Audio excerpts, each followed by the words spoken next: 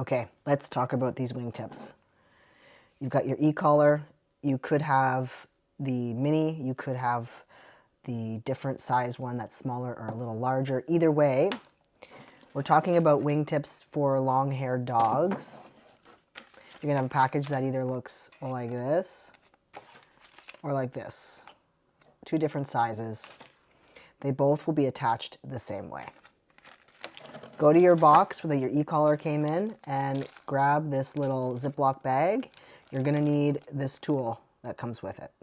Okay, so you got your tool and your wingtip, which is taped onto this piece of paper. It's shipped that way and it comes with these 2 bolts. So just take this off the paper. Okay, so you have these attachments here, this here. All right, grab your e-collar. Take your tool, place it on top, and just twist. Loosen up these attachments, depending on how tight they might be, and then you're just gonna unscrew them. Now, if they're on really tight, you may have to, twerk a little bit more, but loosen it and then unscrew it, okay? Put these back in the tools kit. Keep your regular attachments safe. You don't wanna lose these. Into the bag they go. This goes back into your e-collar box for safekeeping. So now you have a naked e-collar.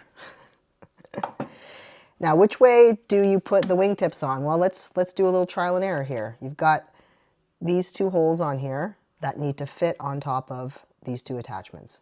So,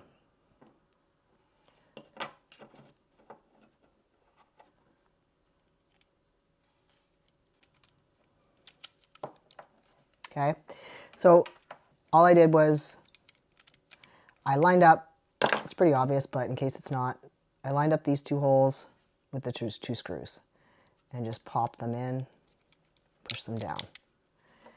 I will tell you right now, that's on incorrectly. How do I know? Because it's covering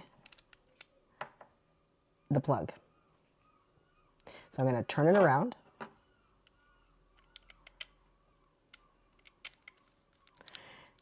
And now it's not covering the plug where you're going to be putting in your power cord. So just make sure it's inserted properly. You'll know because it'll be awkward otherwise. Then you're going to take your bolts and start to thread them on top of the screw. This one's on, so you could tighten it with your attachment piece here, a little plastic tool. Same thing on the other side. Just thread it and then tighten it with your tool. So how tight should it go? Well, tight enough that you know it's not going to move around. It's not going to fall off. So I make them extra snug.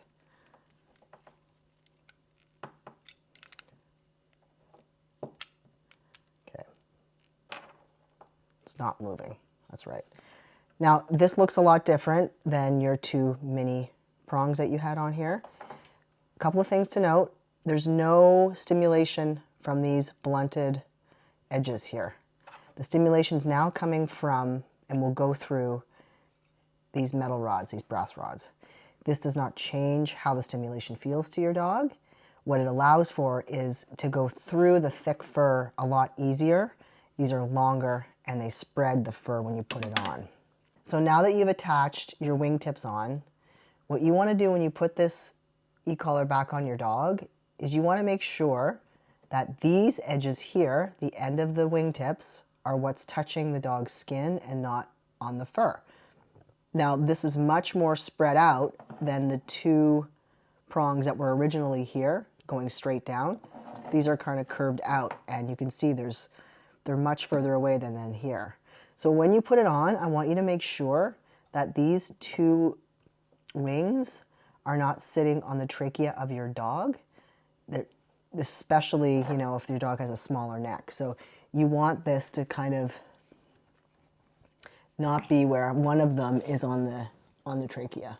You want it off to the side up here, just like it was before on the muscle. And you don't want it so far behind the ear that as it's wrapping behind the ear, it's going onto the back of the bone of the spine and the neck, okay? So always on the muscle, nice and snug. When it's on nice and snug, you shouldn't have a bunch of fur under here. So you could put your finger under and push the fur out and make sure it's on the skin. And again, it shouldn't be able to move. You want this nice and snug, removing the fur from underneath.